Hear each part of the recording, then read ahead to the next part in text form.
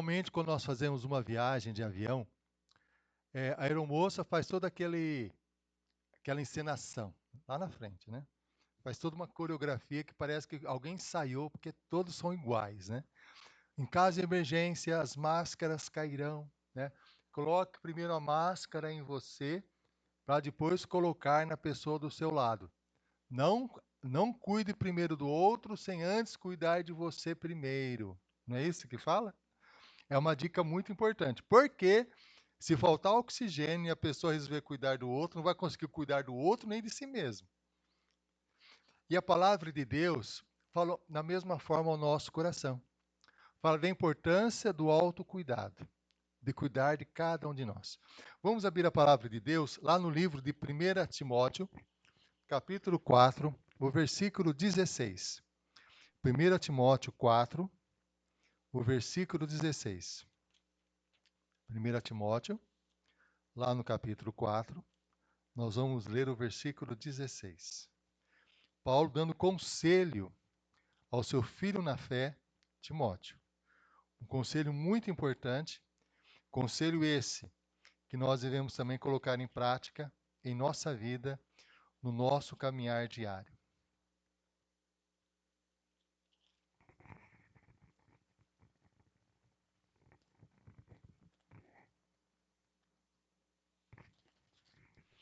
Diz assim a palavra de Deus, olha só.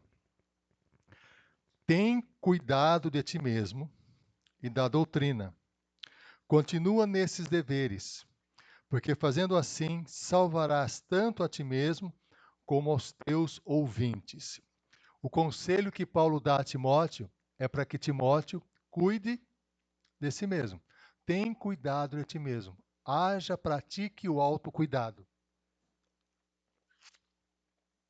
E é interessante, meus irmãos, quando pensamos na questão do autocuidado, né, que é o seguinte, né? Nós estamos felizes que a nossa irmã Vânia chegou. Não foi fácil chegar, né? Mas que Deus possa continuar fortalecendo o coração dela, né? Que é muito difícil. Né?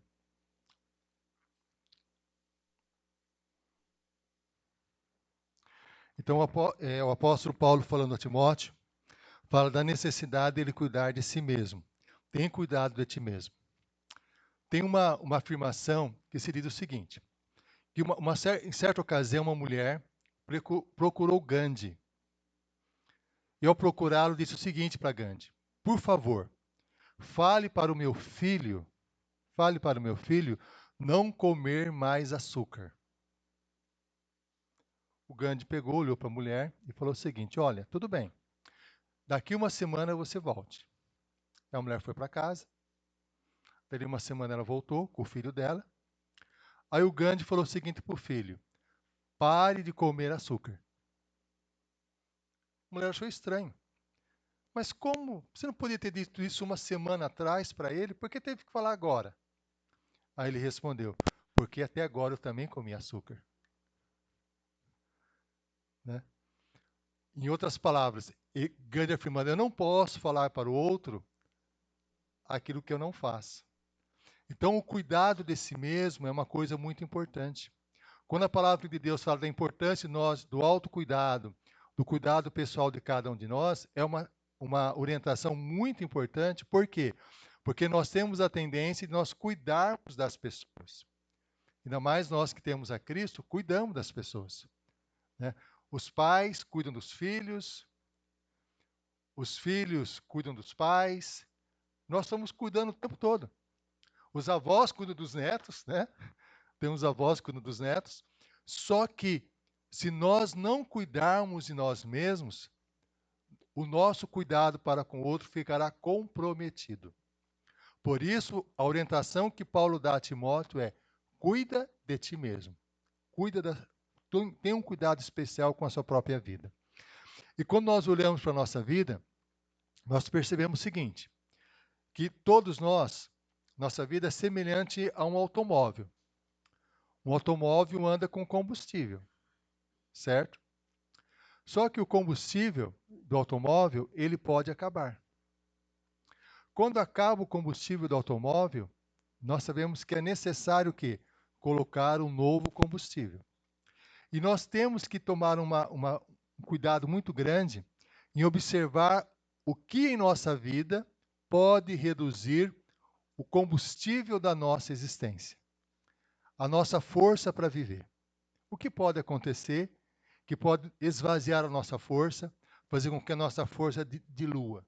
Muitas coisas podem acontecer. Existe, para todos nós, existe um fator que é considerado o limite do estresse. O limite do estresse. Todos nós temos um limite de estresse. E é um limite diferente para cada um. E quando nós ultrapassamos o limite do estresse, nós perdemos o controle daquilo que acontece ao nosso redor. É muito comum quando a pessoa perde o seu limite do estresse, ela de repente ser tomada por um acesso de raiva, de fúria, joga a cadeira, ela fala palavrões, toma atitudes sem pensar. Isso é muito comum no trânsito. As pessoas estão estressadas, cansadas, de repente alguém vai e fecha a pessoa que está conduzindo, ela perde a cabeça, fala um monte de coisa. Quando o nosso limite do estresse ele é superado, nós temos dificuldade de gerenciar a nossa vida. E quando ele acontece, nós temos 3 atitudes que podemos tomar. Ou nós brigamos, lutamos contra a situação, ou nós fugimos da situação, ou nós ficamos paralisados. São 3 opções apenas. Ou nós lutamos contra aquilo que está ocorrendo, ou nós fugimos da situação, ou então nós paralisamos. E todos nós temos um limite de estresse. Os irmãos que estão no mercado de trabalho sabem disso. De repente, tem dias que a sua paciência está no limite, para não dizer que ultrapassou já o limite. Qualquer coisa, pode ser a coisa mínima possível, algo terrível vai acontecer. Você vai escrever alguma coisa, fazer alguma coisa, e isso é muito complicado. Todos nós temos um limite de estresse, todos nós temos. Inclusive, nos alcoólatras anônimos, eles consideram que toda pessoa que passou pela experiência do álcool e ela quer se livrar do álcool, ela tem que identificar o seu limite de estresse e os fatores vulneráveis na sua vida. Isto é, se esses fatores estiverem comprometidos, o meu limite de estresse está reduzido. Eles até têm uma sigla HALF, né? que é um cuidado que eles têm que ter. A sigla HALF, né? Eu não domino a língua inglesa, mas são iniciais de 4 situações que estão ligadas aos alcoólatras anônimos. Uma delas é a fome. Se você estiver com fome, tome cuidado. Porque a fome, ela mexe com o seu limite de estresse e você pode, quando estiver com muita fome, tomar atitudes equivocadas. Até as pessoas que orientam a gestão financeira dizem o seguinte: não vá ao supermercado com fome. Não vá. Porque se você estiver com fome, você vai comprar coisas que você não necessita. Porque a fome, ela dificulta o seu processamento, a sua capacidade de tomar atitude, de tomar decisões sensatas. Então, a fome é um cuidado. Então, os alcoólatras anônimos, eles trabalham com as pessoas dependentes químicos, dizendo o seguinte: tome cuidado com a fome, não fique com fome. Se você ficar com fome, você está com um fator vulnerável na sua vida afetada, que pode dificultar a sua tomada de decisões.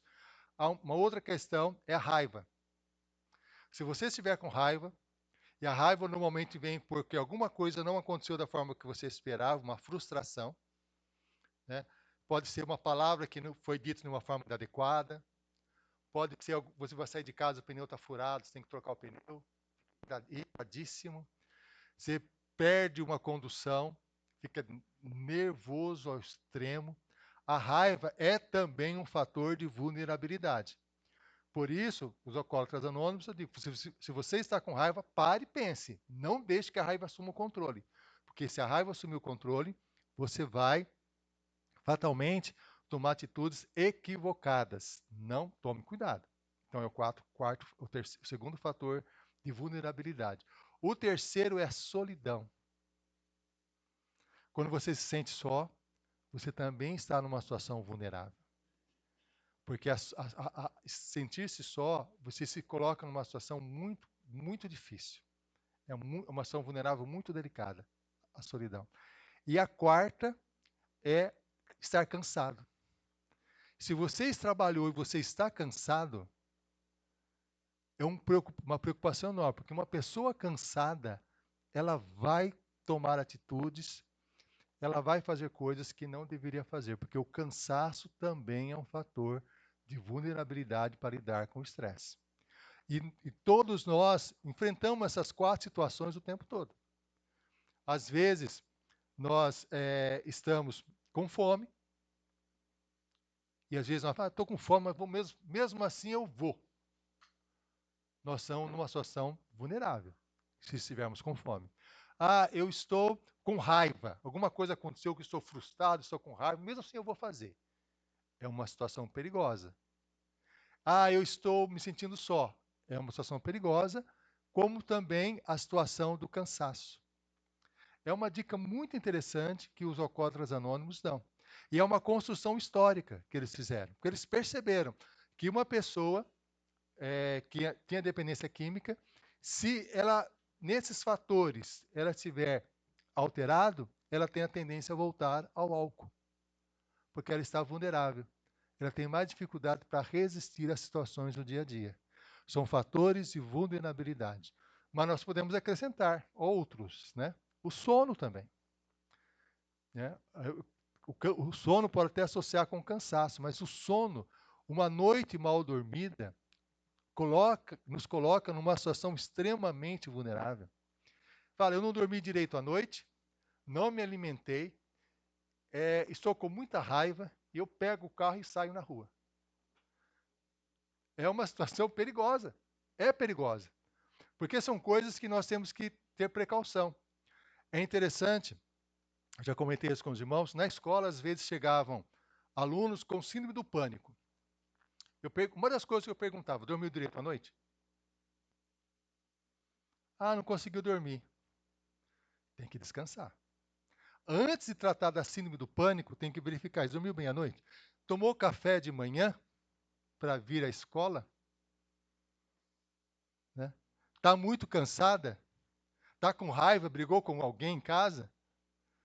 São fatores assim que influenciam tremendamente o comportamento da criança e nos afeta também. Quando a palavra de Deus fala, toma cuidado de ti mesmo, envolve isso. Eu tenho que parar e observar a minha vida. Para mim cuidar de mim mesmo, o autocuidado, eu preciso parar e observar o meu dia a dia. O que eu tenho feito, o que eu tenho realizado, para poder desenvolver um cuidado que me dê melhor condições de enfrentar a situação diária. Existem também, no nosso dia a dia, outras questões que podem nos tornar vulneráveis. Né? Uma delas é pessoas. Tem pessoas que sugam a nossa energia. Tem pessoas que a gente conversa, parece que está arrancando a nossa alma, né? Suga a nossa energia. Então, é um fator também de vulnerabilidade. Pessoas podem fazer isso, tirar a nossa energia, tirar a nossa força. E é importante nós identificarmos quem são essas pessoas. Todos nós temos pessoas assim. Quando eu falei, você sente até um batimento cardíaco, né? Diferente. Na minha escola tem uma professora afastada que está na biblioteca da escola. Ela consegue tirar a energia de todo mundo, é impressionante. Quando ela chega, a energia vai embora. Porque ela começa a engatilhar as questões que ela levanta e não para, e vai, e vai, e vai, e vai. E ela ganha pelo cansaço, porque ela não aguenta mais e acaba fazendo o que ela quer, porque porque são pessoas que tiram a energia. E existem pessoas assim, que tiram a nossa energia. Tem também, além de pessoas, existem situações. Nós ficamos pensando, essa situação é uma situação muito difícil para mim. Há lugares que a gente vai que também podem nos afetar, tirar a nossa energia e tirar a nossa força. São situações que acontecem conosco. E aí, como é um cuidado de si mesmo, nós temos que identificar claramente o que nos esvazia, o que nos debilita, o que nos tira energia, o que nos coloca para baixo, o que nos destrói. Isso é muito importante. E aí tem a segunda questão. Nós identificarmos o que enche o nosso tanque. Na nossa vida, o que nos dá energia, o que nos dá força, o que nos dá motivação. Inclusive, meus irmãos, a motivação é algo complicado. Porque a motivação, dependendo da forma como nós entendemos a motivação, ela pode ser um ingrediente extremamente negativo na nossa vida. A pessoa fala assim, ó, vou dar um exemplo para os irmãos. De quarta-feira e sexta-feira é o dia que eu vou lá na academia. Não tem motivação para ir. Não tem. Não tem motivação. Se eu chegar em casa e pensar assim, eu vou esperar a motivação chegar para mim na academia, não vou nunca. A motivação não vem. A motivação é algo que, se nós esperarmos que ela venha, ela não vem e nós vamos ficando parados. Inclusive, existe um termo, até eu comentei uma vez para os irmãos, que é anedonia. Anedonia, o que é anedonia? É quando nós perdemos a motivação de fazermos o que nós fazíamos antes. A anedonia acontece o seguinte: antes eu gostava, por exemplo, de ir em tal lugar. Agora não gosto mais. Não tenho mais prazer. Antes eu gostava de assistir um filme. Não gosto mais de assistir filme nenhum, série. Antes eu gostava de fazer isso, agora não gosto mais. É anedonia. Quando você vai perdendo o prazer daquilo que se fazia antes. E aí o que acontece numa situação dessa? Normalmente ocorre o seguinte: eu estou sem vontade. Estou sem motivação. Eu vou esperar a motivação chegar. E ela não vem. E o que acaba ocorrendo? Você vai deixando de fazer. E quando você deixa de fazer, a motivação fica menor ainda. E conforme nós vamos parando, a ausência de ação vai nos levando a um buraco sem fim. Nós vamos afundando cada vez mais, caindo num ciclo de constante desmotivação, falta de energia, falta de força, falta de fazer as coisas. Isso acontece com qualquer um de nós. Por esse motivo, no lugar da motivação, o que a palavra de Deus nos orienta, que deve seguir nossos passos, não é motivação. É o que o Paulo fala. Paulo fala o seguinte, que ele prossegue para o alvo da soberana vocação de Deus em Cristo Jesus. Em outras palavras, o que Paulo fala? Eu sigo uma meta. Eu tenho um objetivo. É o objetivo que eu sigo e não a motivação. Um exemplo que eu falei para os irmãos da academia. Na academia você vai, não porque você tem motivação, porque você tem que ir. É uma meta. Eu vou até lá. Só o que acontece? Quando você estabelece essa meta e você cumpre essa meta, maravilha. O que acontece? A motivação vem. A motivação é resultado de cumprir uma meta. Inclusive, pessoas com problemas emocionais, até transtorno de ansiedade, algumas orientações que se dá estabeleça metas para a sua vida e comece a cumprir as metas. Conforme você vai cumprindo as metas, você vai sentindo motivação. A conseguir, opa, vai sentindo forças. Então, o que deve conduzir nossos passos não é a motivação, são as metas, porque as metas que geram motivação e não o contrário. Por isso, todos nós somos desafiados por Deus, e a Bíblia fala o tempo todo isso, examinemos nossos caminhos, provemos-nos e voltemos para o Senhor. O que indica isso? Eu tenho que ter um tempo na minha vida para parar, sentar e estabelecer um plano, estabelecer metas para a minha vida. O que eu pretendo fazer? Eu pretendo fazer uma viagem, coloco a viagem lá. Ah, pretendo visitar uma pessoa. Coloca a meta de visitar a pessoa ali. Estabelecer essas metas e quando nós cumprimos as metas, nós sentimos o quê? Alívio. Conseguir cumprir a meta. E meta simples. Às vezes, não precisa ter uma meta grandiosa. Durante a semana, eu vou estabelecer algumas metas para a minha vida durante a semana. Segunda-feira, eu vou fazer isso, terça-feira, fazer isso, quarta-feira, fazer aquilo. Chega na sexta, no sábado, você fala, opa, cumpri minhas metas. Quando nós não estabelecemos metas, o que acontece? Não fiz nada na semana.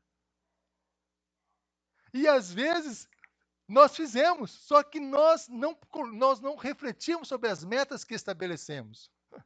É muito interessante isso.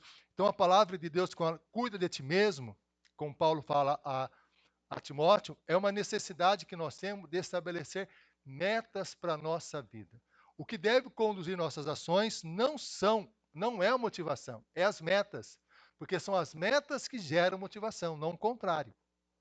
Porque o que acontece com a motivação? Ela é flutuante. Tem dia que nós estamos motivados. Quer ver um exemplo?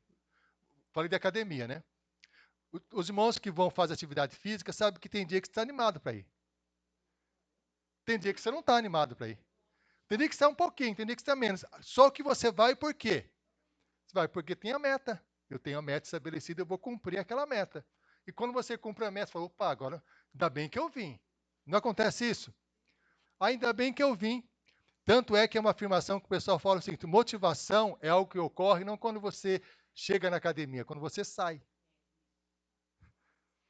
A mesma forma, motivação é o que ocorre em nossa vida, não quando nós vamos iniciar uma ação, quando nós concluímos a ação.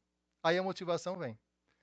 E aí a motivação dá mais motivação e vai nos conduzindo a situações mais fortes. Então, e por isso é importante todos nós termos uma rotina. Estabelecer uma rotina durante a semana. Nessa semana, minha rotina é essa. Faço isso, tal dia eu faço tal coisa, naquele dia eu vou em tal lugar, naquele dia eu vou executar essa ação. Estabeleço uma rotina. Ao estabelecer a rotina, estabeleci um conjunto de metas que vai me conduzir, não uma motivação, mas as metas que eu estabeleci. E isso me dá saúde, me dá saúde. Pessoas que têm, por exemplo, adolescentes que têm um problema de transtorno de déficit de atenção, uma das necessidades é estabelecer uma rotina, estabelecer com ele um cronograma de rotina a ser feito. A rotina funciona, inclusive, para crianças autistas. O autismo, uma das coisas fundamentais para ajudar o autismo é a rotina. Porque o autista com rotina, ele consegue ser produtivo, ele sente que vai bem.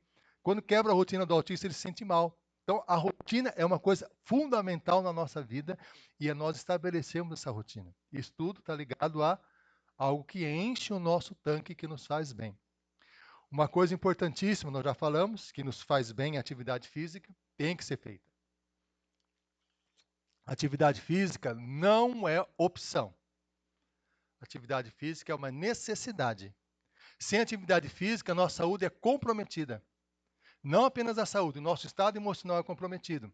As nossas decisões são comprometidas. Nós temos que praticar atividade física, uma caminhada, algo simples, mas tem que ser feita atividade física para cuidar de si mesmo. O sono. Cuidar de si mesmo envolve ter boas noites de sono. E temos que pensar isso. Uma das questões que facilita muito o sono é nós dormirmos e acordarmos na mesma hora. Se estabelecer, se eu vou dormir nessa hora, acordar nessa hora. Lógico, à noite evitar o famoso cafezinho.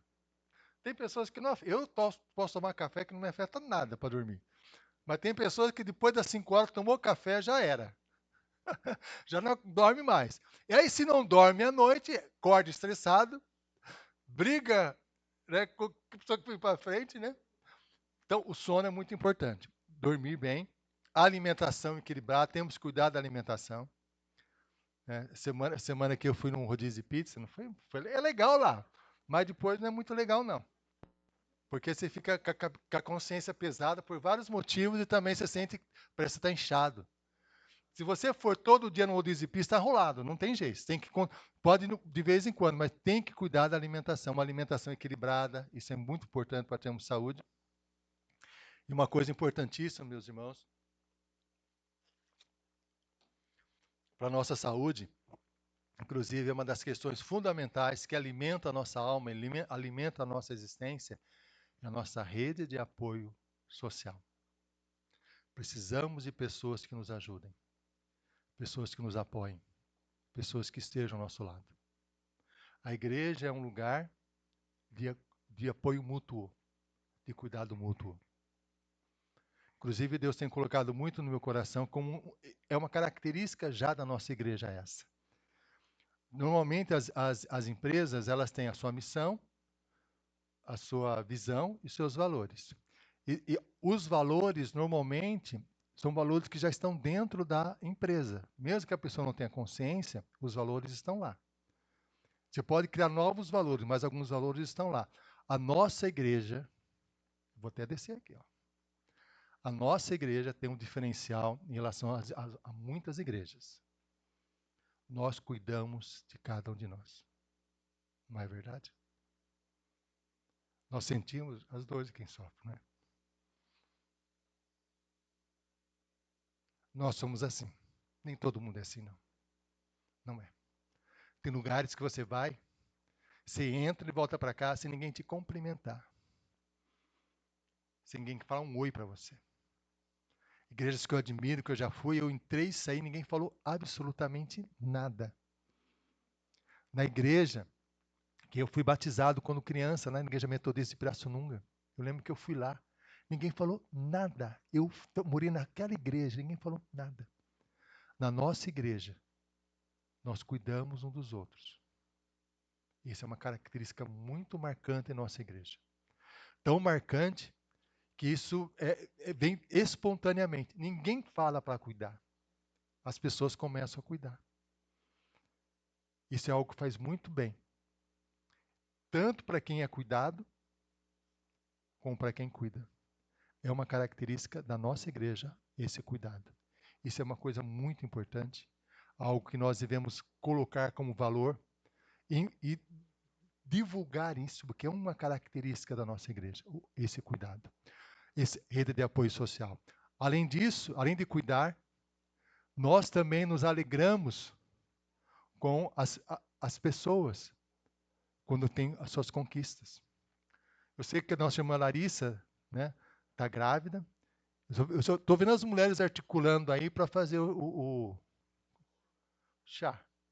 E todo mundo animado para fazer o chá, não é? Se alegra com as vitórias. A nossa igreja se alegra muito quando alguém comemora um aniversário, faz um aniversário. Só festa, gosta, né? É uma característica da nossa igreja, é um valor da nossa igreja. Cuidar dos que sofrem e celebrar as vitórias. É um valor muito forte na nossa igreja.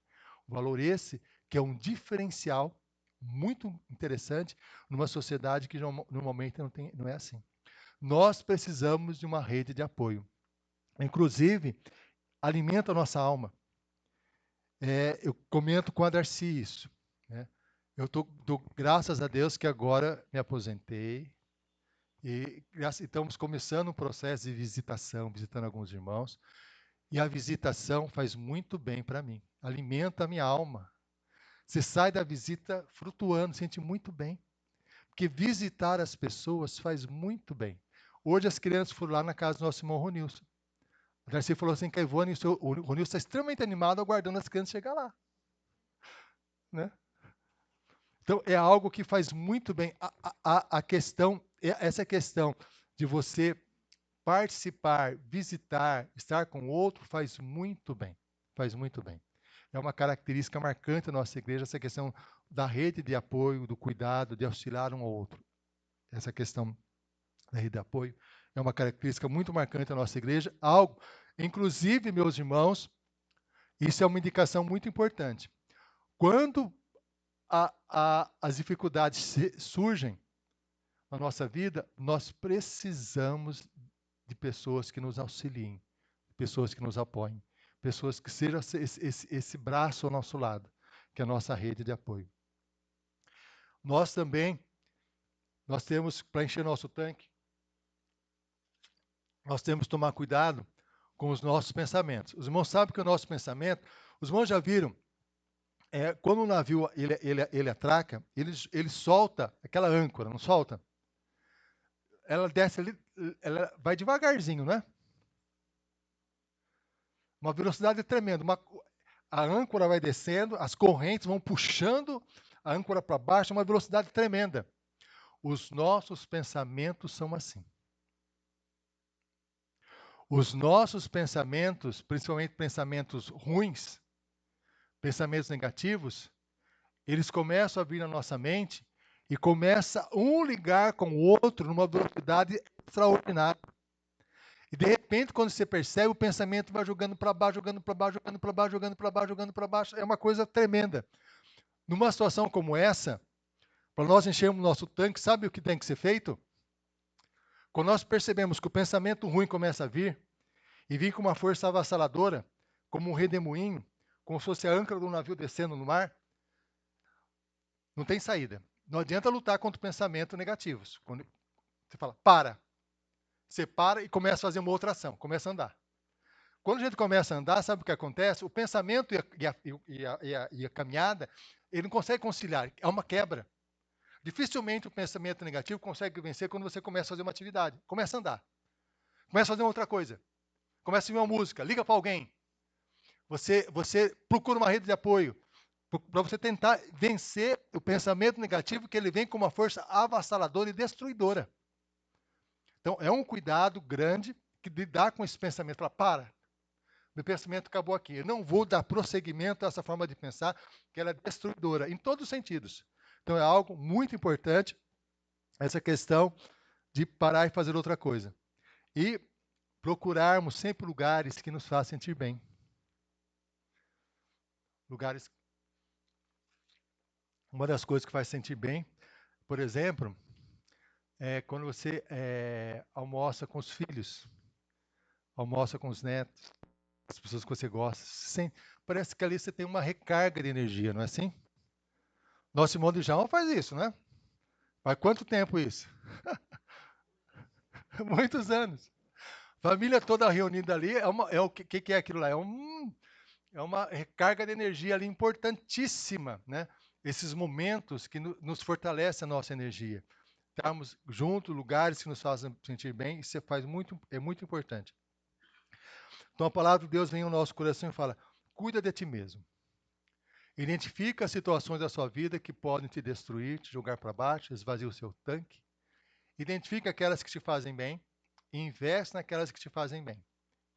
Quais são as que fazem bem? Estabelecer uma rotina, seguir metas no nosso dia a dia, atividade física, procurar ter um sono equilibrado, alimentação equilibrada, sempre com uma rede de apoio. Na hora que os pensamentos ruminantes negativos vierem, falar, para, vai fazer outra coisa, vai caminhar, vai, vai ler um livro. Não tenta vencer pensamento negativo, porque ele é poderoso, é como uma âncora. Eu fico imaginando que alguém tivesse conseguido tentar segurar a âncora do navio na hora que começa a descer. Ninguém, não, nada, para mim, aquilo não tem como segurar aquilo. É uma força muito grande. Para, pensa, né? E fundamental nós compreendermos também que cada etapa da nossa vida tem seus desafios. Isso é muito difícil nós entendermos. Muito difícil. E nesses desafios de cada etapa da nossa vida, nós precisamos muito que as pessoas nos auxiliem, entendemos cada etapa da nossa vida. Os pais, naquele momento, vendo aqui os pais que têm os seus filhos em casa, né? É uma situação, né? Tem etapa que os filhos saem de casa, é uma outra situação, não é assim? Tem hora que chega o neto, é uma outra situação. São situações da nossa vida, são etapas da nossa vida e cada etapa exige de nós um processo de adaptação, porque são situações diferentes. Em todas elas, o que nós precisamos fazer para termos uma vida equilibrada é colocar sempre Deus em primeiro lugar na nossa existência. Como diz a palavra de Deus, assim que nós iniciamos o culto, lançando sobre Ele toda a vossa ansiedade, porque Ele tem cuidado de vós. Nós colocarmos toda a nossa ansiedade, toda a nossa preocupação nas mãos de Deus. Deus é o que dá equilíbrio à nossa vida, equilíbrio à nossa existência. Por isso nós precisamos o tempo todo colocar Deus em primeiro lugar. Quando Paulo fala a Timóteo, aqui em Timóteo capítulo 4, versículo 16, ele fala assim: tem cuidado de ti mesmo e da doutrina. Continua nesses deveres. Quando é dever, o cuidado é um dever. Dever você obedece. Você não é opcional, você tem que cuidar. Cuida de ti mesmo. Fazendo isso, o que vai acontecer? Olha o que ele diz. Continua nesses deveres, porque fazendo assim, salvarás quem? A ti mesmo e as pessoas ao seu redor. Para mim ser uma bênção na minha família, para nós sermos uma bênção na nossa família, nós sermos uma bênção no nosso trabalho, sermos uma bênção em qualquer lugar que nós estejamos, nós temos que primeiro fazer o quê? Cuidar de nós mesmos.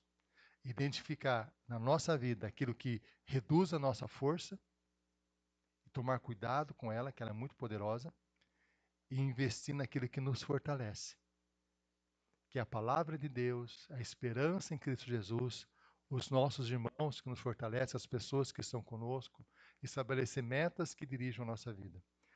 Assim nós salvaremos a nós mesmos e as pessoas que estão conosco. É o que a palavra de Deus nos orienta, que a palavra de Deus nos diz. Aí nós entendemos de novo o que aconteceu com o Gandhi, né? Quando chegaram para ele, ei, fala para o meu filho não comer mais açúcar. Aí Gandhi falou, daqui uma semana, vem de novo aqui. Chegou dali uma semana, ele falou para o filho, para de comer açúcar. Aí a mãe questionou, por que você falou isso antes? Porque antes eu comia açúcar. Nós não podemos cuidar de alguém se nós não cuidarmos de nós mesmos. Temos que cuidar de nós mesmos. Amar o teu próximo como a ti mesmo. Vamos orar e pedir a Deus que Deus nos fortaleça, que Deus derrame sobre nós a sua graça. E nós teremos nosso cafezinho, né? E depois nós vamos fazer um exercício espiritual de autocuidado. Vamos identificar o que nos faz bem. Vamos ouvir os irmãos falar o que faz bem. Vamos orar. Pai, nós te louvamos pela tua palavra que nos convida a cuidar de nós mesmos. Cuida de ti mesmo, como diz a tua palavra. E nós suplicamos, Senhor, em nome de Jesus, que o Senhor opere em nosso coração, opere em nossa vida, para que nós, com a força do teu Santo Espírito, confiando em Cristo Jesus, nós possamos cuidar da nossa própria vida, para cuidarmos também das pessoas a quem nós amamos. Derrama sobre nós a tua graça e a tua misericórdia. É o que nós pedimos em nome de Jesus. Amém. Que a graça do nosso Senhor e Salvador Jesus Cristo, o amor de Deus, o nosso Pai, a comunhão e a consolação do Espírito Santo esteja com cada um de nós e com todos os nossos familiares, para todos sempre. Amém. Amém.